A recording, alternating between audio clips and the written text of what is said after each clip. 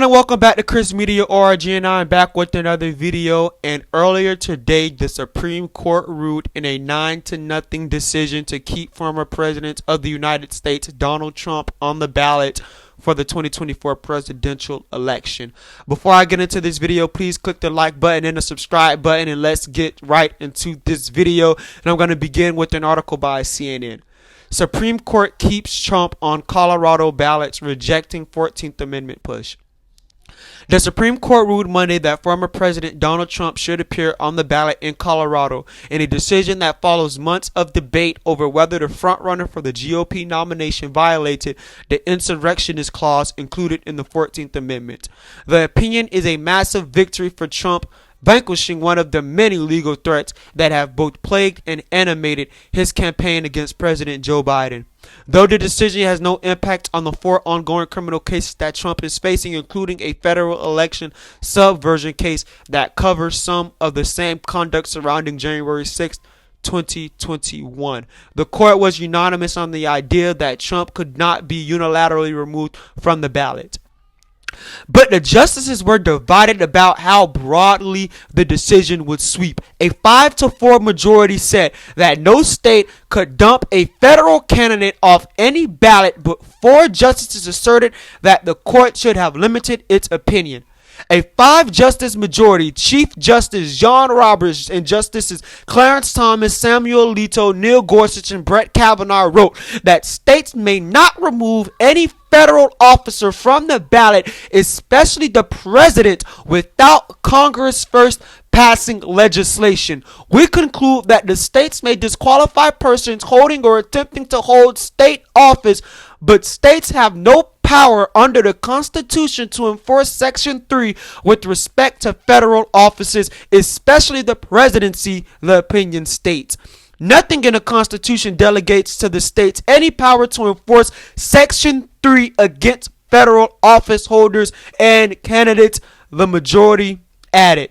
Big win for America, Trump wrote on social media, Truth Social, I guess, his social media platform. Now I'm going to get into my opinion. But before I get into my opinion, I'm going to read the 14th Amendment of the United States Constitution, Section 3, which will be displayed on your screen. No person shall be a senator or representative in Congress or elector of president and vice president or hold any office, civil or military, under the United States or under any state who, having previously taken an oath as a member of Congress or as an officer of the United States or as a member of any state legislature or as an executive or judicial officer of any state to support the Constitution of the United States, shall have engaged in insurrection or rebellion against the same or given aid or comfort to the enemies thereof. But Congress may, by a vote of 2/3 of each house, remove such disability. I'm going to begin with, I don't spot nothing in the 14th Amendment where it states that a state cannot disqualify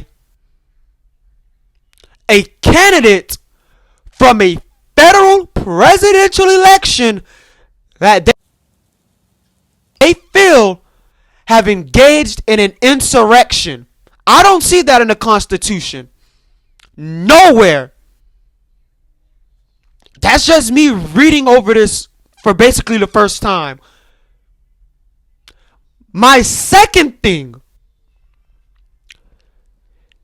Donald Trump has not been convicted, not yet at least, of engaging in an insurrection. So how can you remove someone, state of Colorado, without him being charged by a jury of his peers saying that he engaged in an insurrection? You just can't do that.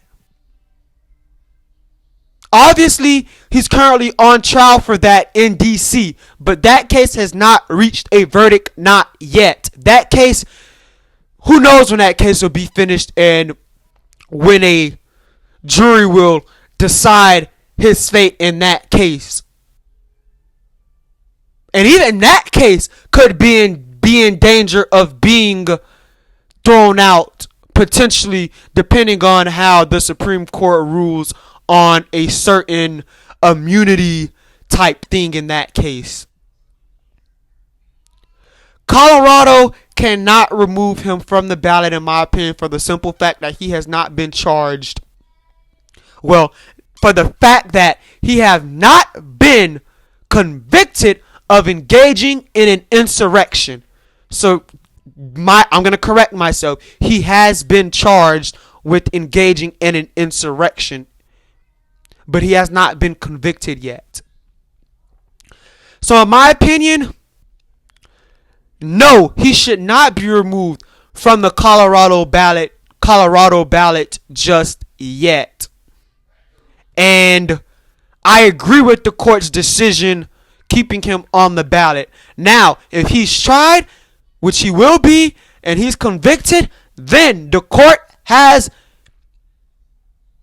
the right in Colorado or any state to remove him off their ballots. But he has not been convicted yet, so I agree with the decision by. And that is a wrap. If you like this video, please give it a huge thumbs up and click the subscribe button, and I will see you all in the next one. Bye.